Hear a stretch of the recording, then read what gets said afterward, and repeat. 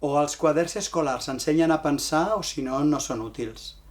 Mireu, ara aquí veureu un exercici que hem tret d'un quadern, el pixelem una mica, perquè no es llegeixi tot, ¿vale? Per no oferir susceptibilitats d'editorials. Però si us fixeu, l'únic que demana és que posi les xifres i decideixi si és una suma o és una resta. Això no s'ensenya a pensar. Això és dir, prova, qui l'encerta l'endivina.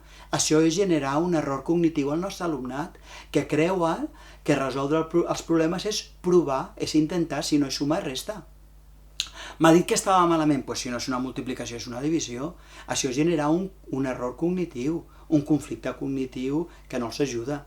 Per això la majoria dels alumnes d'aquest país, el 70%, més del 70%, segons les estadístiques, els estudis, diuen que encara que solucionin un problema no els entenen.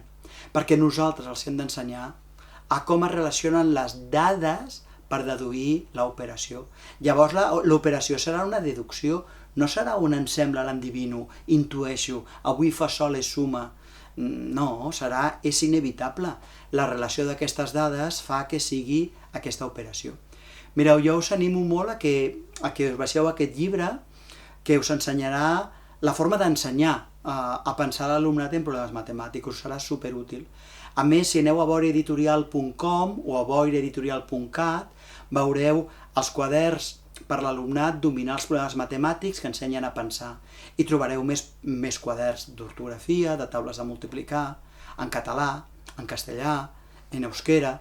Hi ha la versió, per exemple, alguns d'aquests quaderns tenen la versió en valencià, en gallec, en anglès, en francès.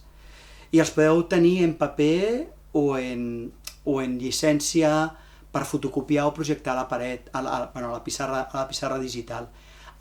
I si sou una escola que treballa amb alumnat sense recursos, escriviu-nos, perquè us donarem la llicència de forma gratuïta o amb un preu molt, molt reduït, depèn de la vostra situació. Perquè nosaltres no volem negar els millors materials a cap alumne, al marge de que ho pugui pagar o no. I estem convençuts que els nostres materials són els millors, estem convençuts perquè ensenyen a pensar. Mireu, o els quaderns ensenyen a pensar, o si no, simplement no són útils.